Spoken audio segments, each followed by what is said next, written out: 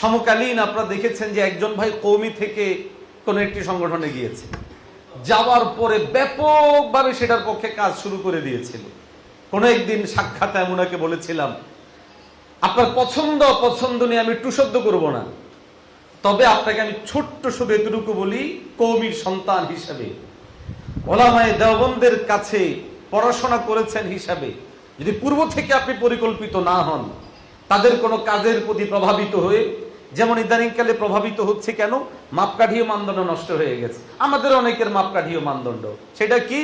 নির্বাচনে পাশ করলে বড় নেতা, ফেল করলে বড় নেতা নয়, বেশি ভোট পাইলে বড় নেতা, কম ভোট পাইলে বড় নেতা নয়, ক্ষমতা পাইলে ভালো দল, না পাইলে ভালো দল না, কর্মীকেও আহত হলে ওখানে 1 লাখ টাকা দিছে ভালো দল, না দিলে ভালো দল না।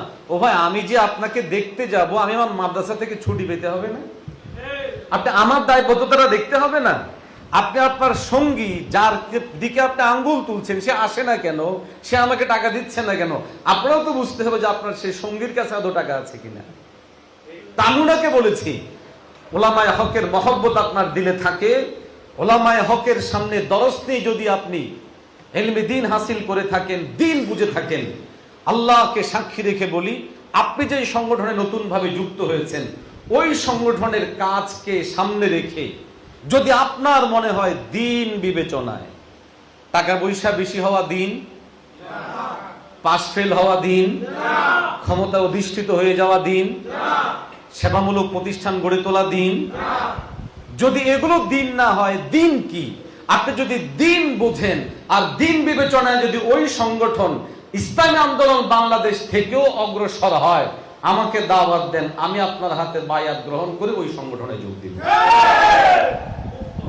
আল্লাহ মেহেরবানি, সে এখন বেশ কিছুদিন থেকে ইনএক্টিভ।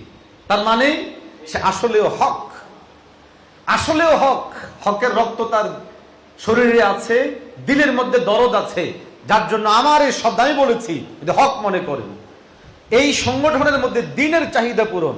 দ্বীনের চাহিদা বেগানা নারী, দ্বীনের চাহিদা যেই কোনো সময় যেই কোনো কিছু করে ফেলা, দ্বীনের চাহিদা শরিয়াকে অস্বীকার করে ফেলা, দ্বীনের চাহিদা মডারেট ইসলাম প্রতিষ্ঠা করা। আমি সাফ ভাষায় বলেছি, এই সংগঠন যদি দ্বীন বিবেচনায়, আপনাদেরকেও পরিষ্কার করে বলি, আজকে আমরা এখানে এনেছি আপনাদেরকে, আপনারা এসেছেন আমাদের দাওয়াতে, এই একটা শুধু শব্দ বলবো, ভাইও আমাদের মেহনতের জায়গা কু আনফুসাকুম থেকে শুরু, কু আনফুসাকুম থেকে শুরু। আমরা নিজেরা জাহান্নাম থেকে বাঁচবো, আপনাদেরকে জাহান্নাম থেকে বাঁচাবো, স্বজনদেরকে জাহান্নাম থেকে বাঁচাবো। আমার 3.5 হাত বডিতে যদি ইসলাম না আসে, আমার